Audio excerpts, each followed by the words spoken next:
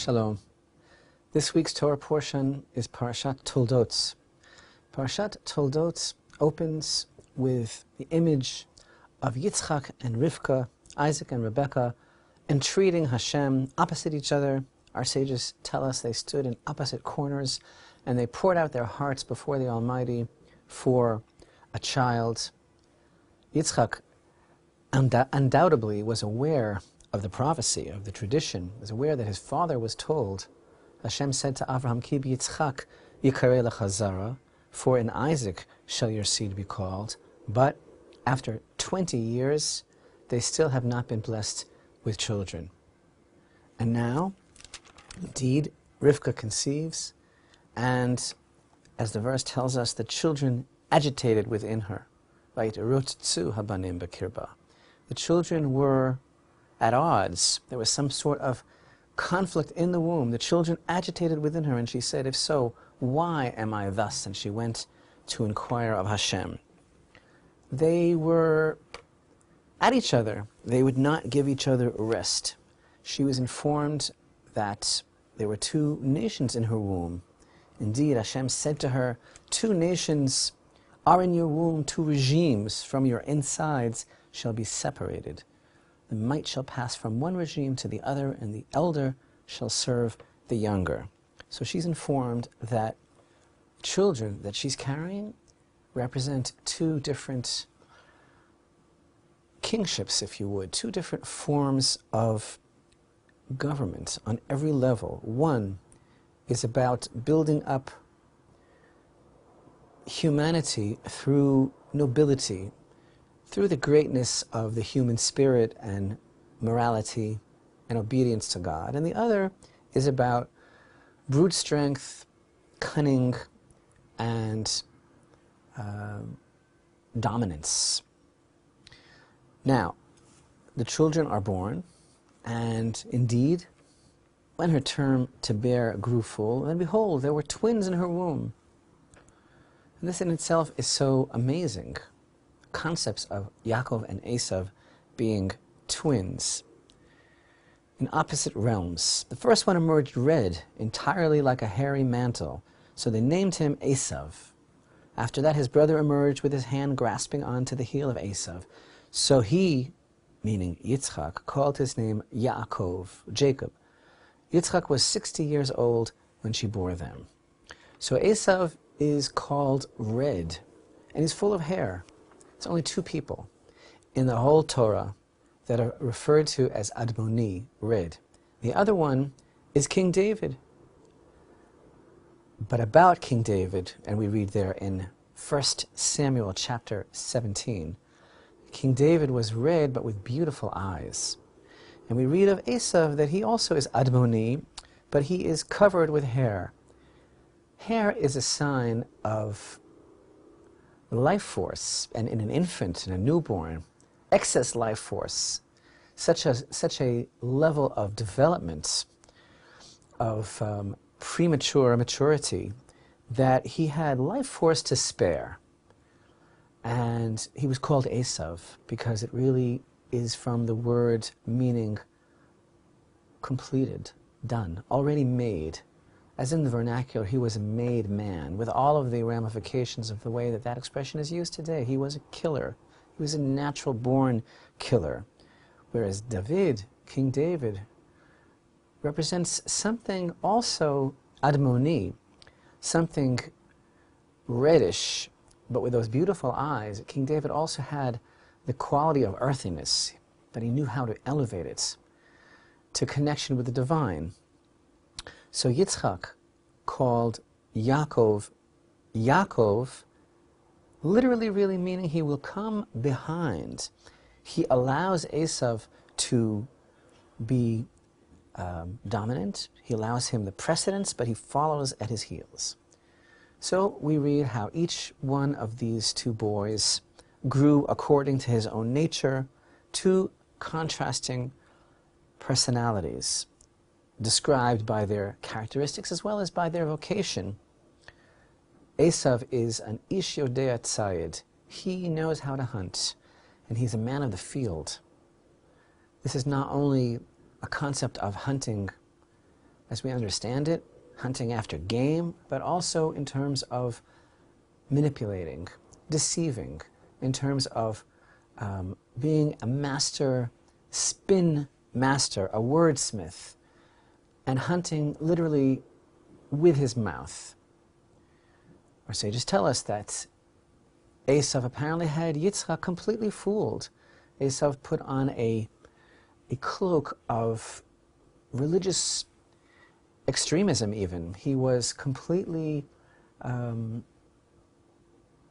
successful in convincing Yitzchak that he was so concerned about God's will. He was constantly asking his father all sorts of made-up questions, confronting him with all sorts of moral issues and questions about Torah observance, which of course were all totally fabricated. And so in this manner, he hunted with his mouth and convinced Yitzchak of his sincerity in serving God, but in reality, he was actually bent on uprooting the divine image from the world. So Yaakov, by contrast, is described as Ishtam, a whole man, a wholesome man, Yoshev Ohalim. He dwelled in the tents of Torah. Two totally separate, divergent, diametrically opposed personalities. So first we have the whole incident of the birthright that Esau spurned and showed disdain for. And the birthright was an issue of an ingrained, natural propensity for spirituality, a spiritual prominence, if you would. And the blessings that we encounter later, the drama of the blessings, is something else altogether. The birthright was about a spiritual legacy, and the blessings about how to bring it home, about how to bring a sense of godliness to the world and how to be instrumental in bringing about the redemption for all mankind, and indeed, in essence, how to fulfill the mandate that was given over to Abraham and his children. So we understand that Yitzchak and Rivka each have a predilection.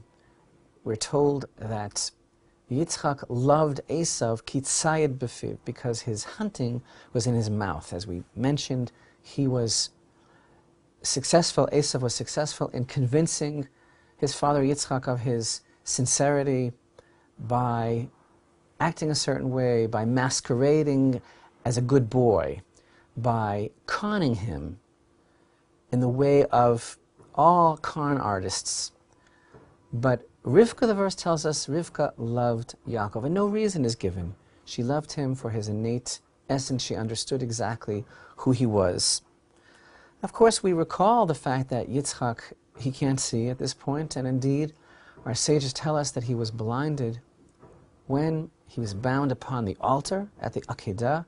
His father Avraham bound him on the altar, and the tears of the angels, who were so taken with the drama of the near slaughter of Yitzchak and of that selflessness and that dedication expressed by both father and son, tears at the time of the Akedah dropped, little droplets of angel tears, into Yitzchak's eyes, and from this he was blinded.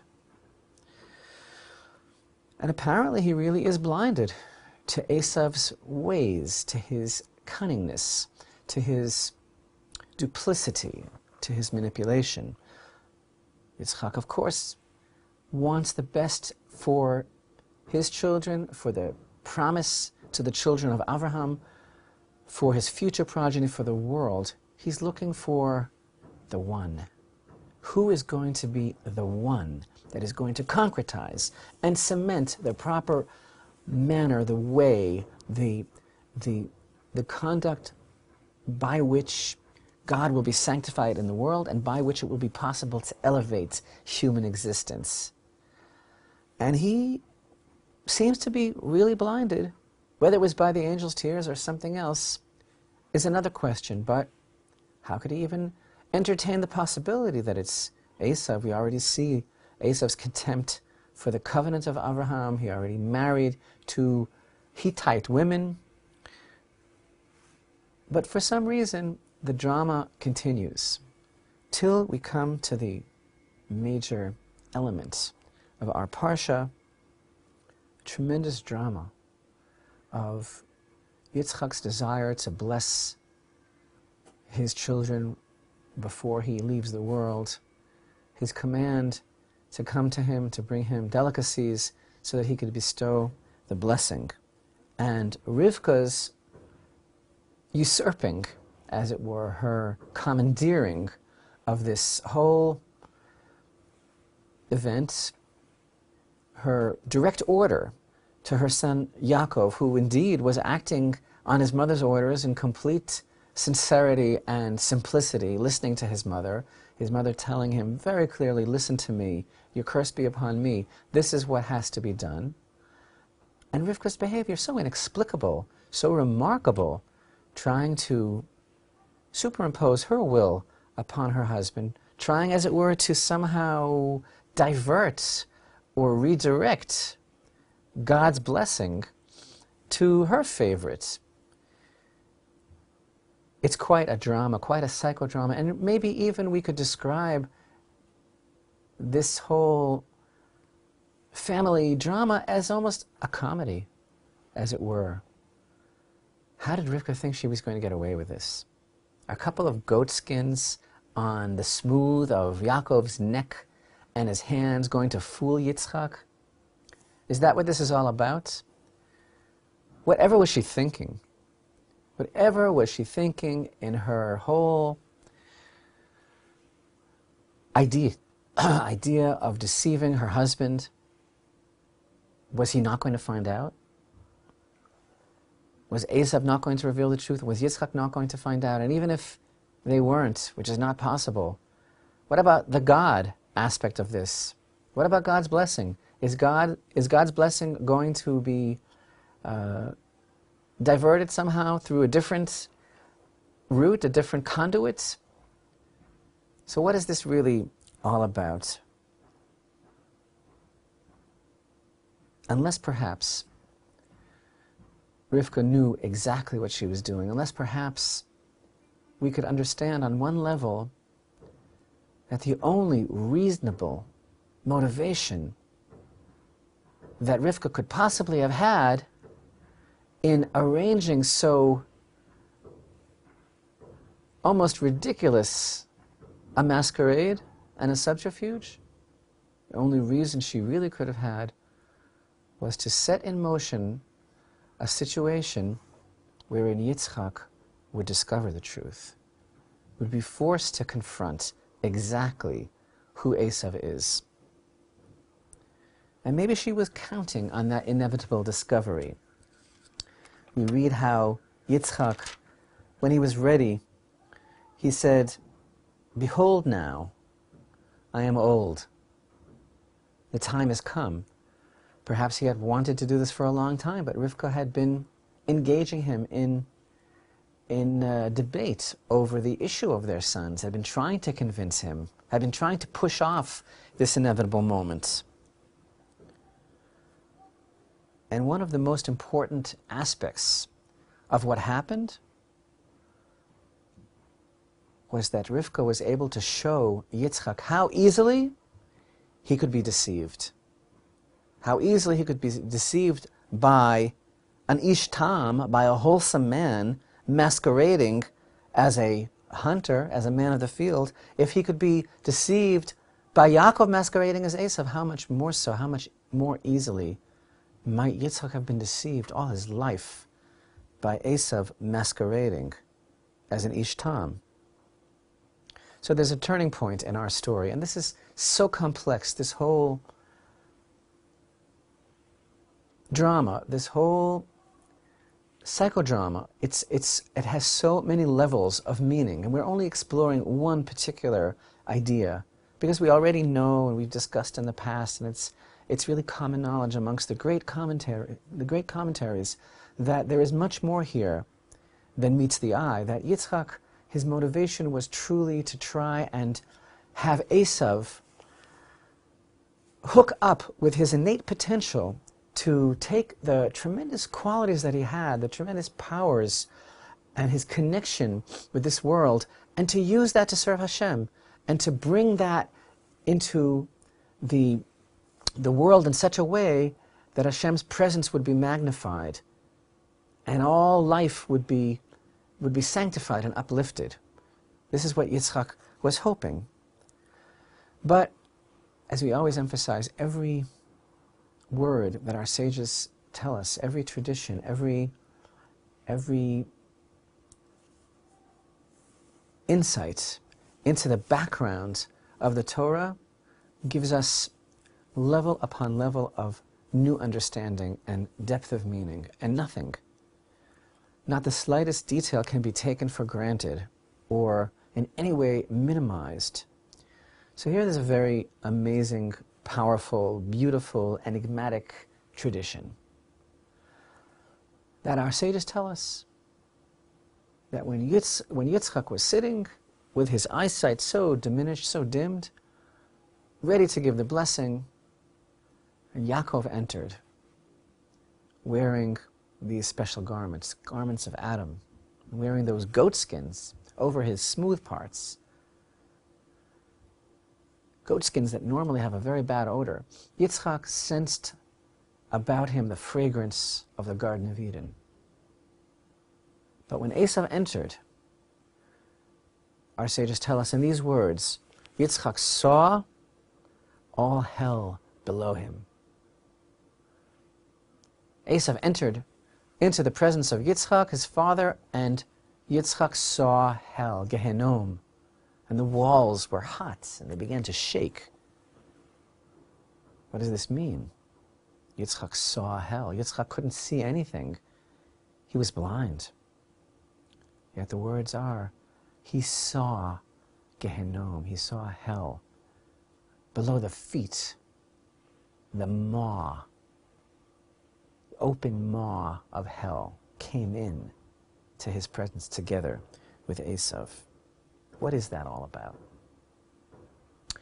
You know, No Exit was an existentialist French play that was first published in 1944 by the famous French existentialist Jean-Paul Sartre.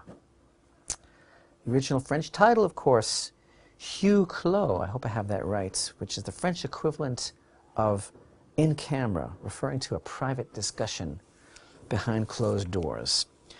This famous one-act play, No Exit, which features only 4 actors and actually only one scene, is a depiction of the afterlife in which 3 deceased characters are punished by being locked in a room together for eternity with each other. This room has no windows, no mirrors, and only one door. And they realize that they're in hell, and they expect a torturer to arrive, but no torturer does arrive. And indeed, eventually they begin to understand that they are being left to probe each other's sins and desires and unpleasant memories. And they gradually realize that this is their torture, this is their punishment, they are there for each other. So this actually is the source of one of Sartre's most famous quotations. L'enfer, c'est les autres. Hell is other people. By the way, you may be interested to know that No Exit is an example of Bangsian fantasy, a fantasy genre which concerns the use of famous literary or historical individuals and their interactions in the afterlife. It is named for John Kendrick Bangs, who often wrote it. The verse tells us when Yitzchak was confronted by Esau, Esau stood before him, and as our sages tell us, this sense of hell permeated the atmosphere, and Yitzchak literally saw hell spread before the feet of Esau. The verse tells us, Isaac trembled in very great perplexity. He trembled a great trembling and said, where is the one who hunted game, brought it to me, and I partook of all when you had not yet come, and I blessed him.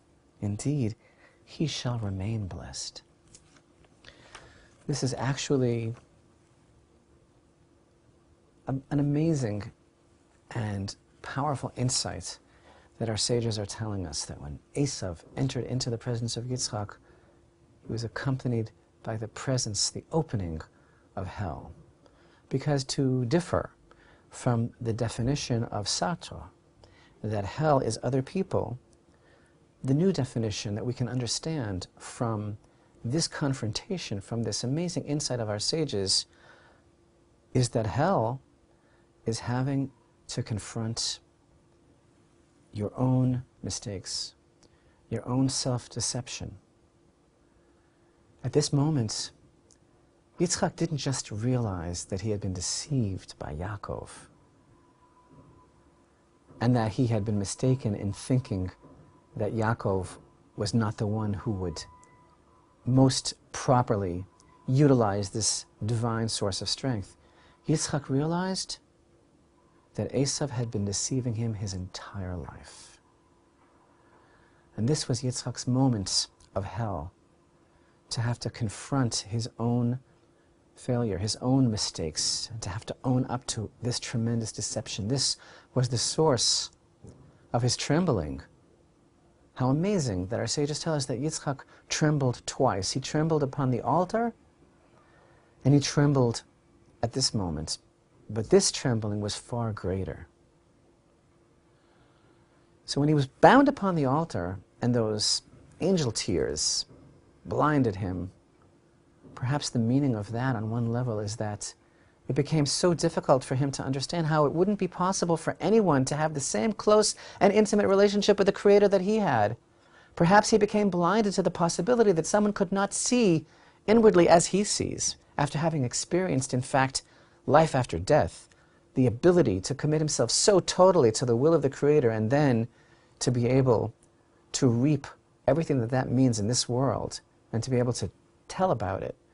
He became blinded to the possibility that that would not be the case with everyone and with his son Esau. And he spent a great deal of his life allowing himself to be deceived by the smooth talk and by the cunning and the deception of Esau. And at this moment, he realized in a very visceral, all-encompassing way that he had been terribly mistaken. And this is the source of his great trembling. Hell for Yitzchak at this moment was the realization of his own self-deception. And this is a terrible thing, when we realize that we have allowed ourselves to continue to make the same mistakes over a lifetime. So two elements were represented by Yitzchak's sons within the potential for the nation. In Esau, he saw raw power. In Yaakov, he saw the spiritual power. Yitzchak knew that both of these elements would be necessary in the development and success of the nation, and in the ability of the nation to become the vessel, the vehicle for bringing about God's blessings in this world. And he believed, somehow naively, that together perhaps Yitzchak and Yaakov and Esau could fulfill the mission of Abraham's children, and he intended to give Esau a blessing of material content and Yaakov a blessing of spiritual content. Rivka knew from her experience growing up in the house of Bethuel with her brother Lavan that this was not going to work. And at this moment of confrontation, at this moment of the true reality being brought home, Yitzchak realized that as much as he had sought to save his son Esau, and as much as he had sought to encourage him to use his potential and his strengths and his characteristics for the service of God, he realized that it would not succeed, and that it was only Yaakov, through his ability to bring the fear of God and the consciousness of God's presence and subservience to him into the world, that there would be eventually hope for all humanity to experience the redemption.